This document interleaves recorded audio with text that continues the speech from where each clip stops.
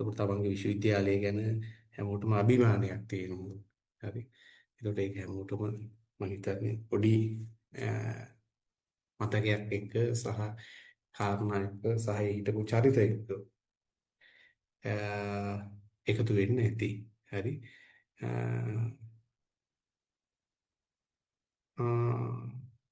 ප්‍රශ්න ටිකක් දාලා තියෙන. හරි හරි chat box එකට. හරි අපි සාකච්ඡා කරමු. හරි. එතකොට මුලින්ම අපි හඳුනගමු ඇත්තටම මේ අපි කතා කරන්න යන කාරණේදී මොනවද සාකච්ඡා කරන්න කියලා පුතේ.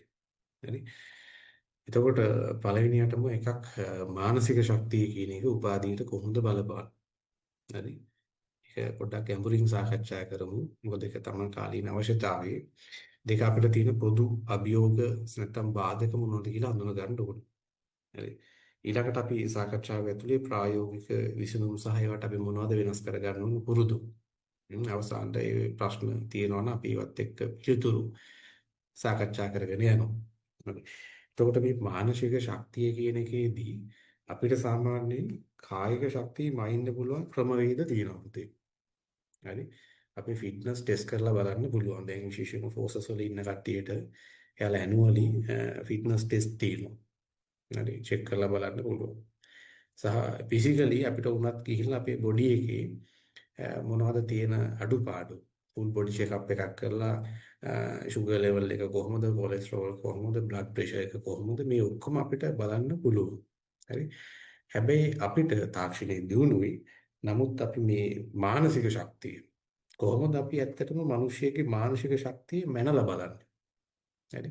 පොඩ්ඩක් සාකච්ඡා කරමු. මොකද මේක මම කිව්වා මේ වලට සාකච්ඡා කරන්න පුළුවන් විදිහට මේක හදලා තියෙන්නේ. සහ ඔන්ලයින් ඉන්න කට්ටියට විතරයි මම හිතන්නේ අපහසුතාවයක් තියෙන්නේ මේ සම්බන්ධ වෙන්න. ඔයාලගෙන් අහන්නේ කොහොමද පුතේ අපි මානසික ශක්තිය කියන එක මනින්නේ?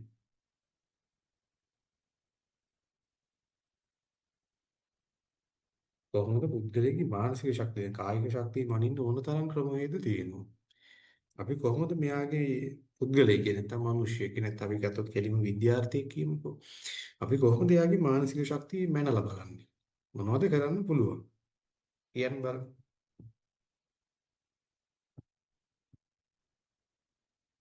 දන්නව ඔයාලා දන්න අය ඉන්නවා. එයා හැසිරීම මගින් හැසිරීම මගින් පුළුවන් මනින්න. හරි ඒක අපි සාකච්ඡා කරමු. එකක්. එයාගේ හැසිරීමෙන්. අනිත් එක තව ආවේග මොනවද? ආවේග අවස්ථාවකදී එයා හැසිරෙන ආකාරයෙන් ආවේග අවස්ථාවක කොහොමද එයා හැසිරෙන්නේ? ඒකත් කරන්න පුළුවන්. තව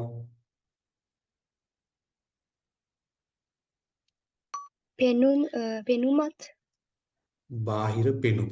ඒකත් ගමු. චිත්ත වේගී අවස්ථාව මත ඔව් චිත්ත වේග.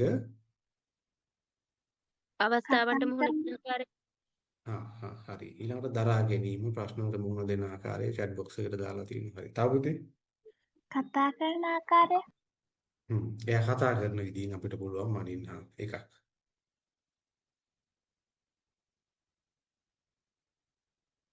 තව සාකච්ඡාව අපි අරගෙන යමු.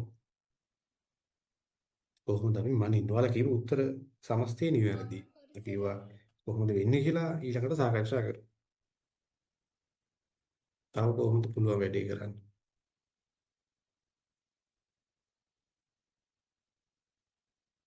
හරි. ඔයාලා පරේක්ෂණ සම්බන්ධයෙන් කියවීමක් කරලා ඇති යම් හැදෑරීමක් කරලා ඇති සමහර පරීක්ෂණ කරලා ඇති ඒකේ තියෙන ප්‍රමාණාත්මක දත්ත සහ ගුණාත්මක දත්ත කියලා. හරි. එතකොට ඔයාලා කියපු සමස්තයක් ඇසුරෙන් අපිට ගන්න පුළුවන් වෙන්නේ මිනිස්යාගේ මේ මානසික ශක්තිය සම්බන්ධයෙන් පුතේ ගුණාත්මක දත්තයක්ද නැත්නම් ප්‍රමාණාත්මක දත්තයක්ද? ඒ කියන්නේ යාගේ තියෙන ක්වොලිටි එකක්ද කියන්න පුළුවන් නැත්නම් එයාගේ මානසික ශක්තිය මෙච්චරයි කියලා ඉලක්කමකින් කියන්න පුළුවන්. කොහොමද කියන්න පුළුවන්? ගුණාත්මක විදිහට ආ ක්වොලිටේටිව් ගුණාත්මක විදියට තමයි කියන්න වෙන්නේ. හරි. හැබැයි තව එහාට ගිහිල්ලා මනෝවිද්‍යාව සහ විද්‍යාවේ තාක්ෂණයේ දියුණුවත් එක්ක අපිට පුළුවන් මිනිස්යාගේ මානසික ශක්තිය මැනලා බලන්න. තාක්ෂණයේ දියුණුවයි. හරි. ඒකට අදාළ පරීක්ෂණ ක්‍රම තියෙනවා. මම හිතන්නේ සමහර විට කරලා ඇති අපි ඉස්සරහට සාකච්ඡා කරමු. එකක් තමයි ඔයාලගේ එයාගේ දැනුම මට්ටම.